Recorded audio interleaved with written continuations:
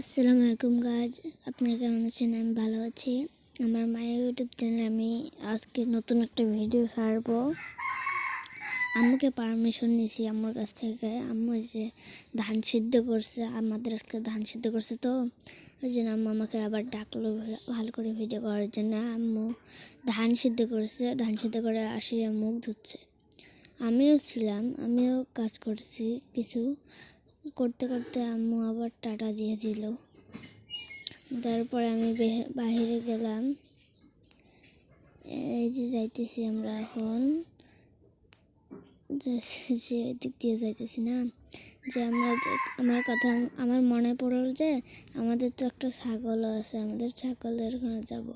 এখন আমাদের ছাগলের ওখানে গেলাম, গিয়ে এর সাথে একটু কথা বলবো। এবার আপনারা দেখুন, মানে আমাদের ছাগল আছে।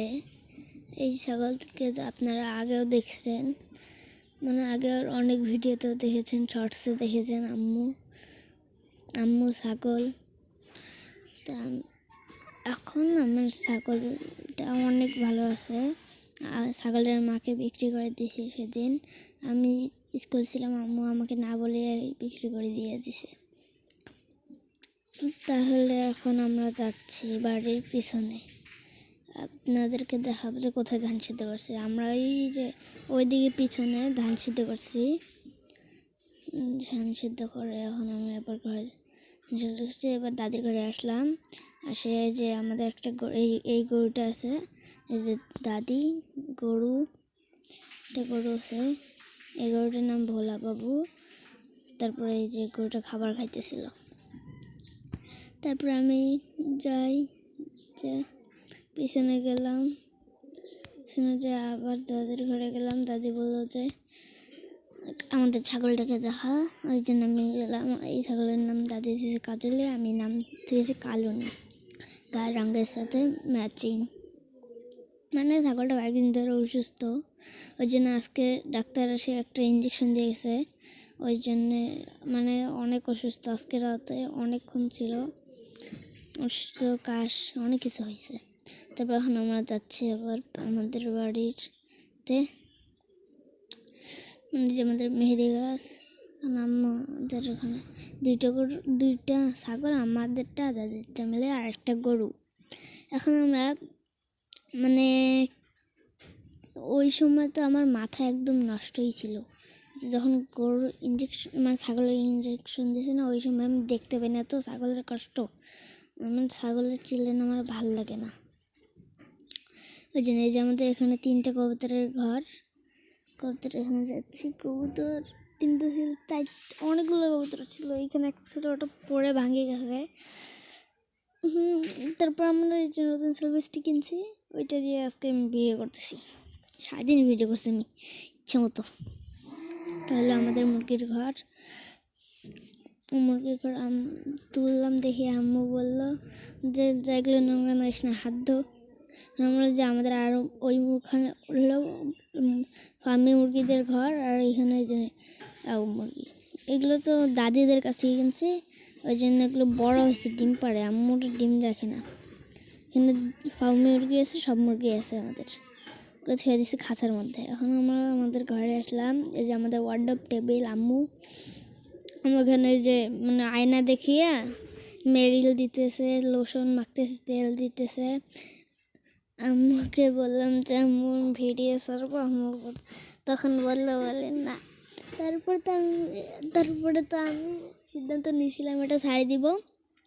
তারপর আজকে সকালে শুক্রবারে আমি আম্মুকে বললাম, আম্মু বললো যে তুমি আগে ভালো করে ভয়েস দাও, তারপরে। এই যে আমাদের রুম, এটা আমি সেলফিস্টিকের লাইট জ্বালাইলাম।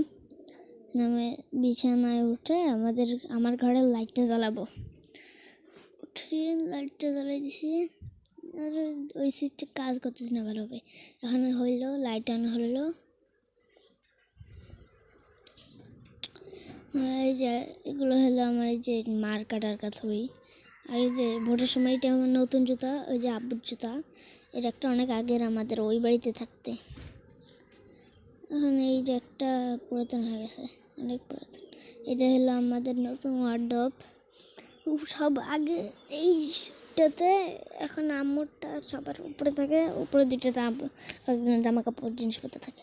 তারপরটাতে আমার একলারই, উপরেরটাতে আম্মু, তারপরে নিচেরটা আব্বুর জামা কাপড় আছে সব।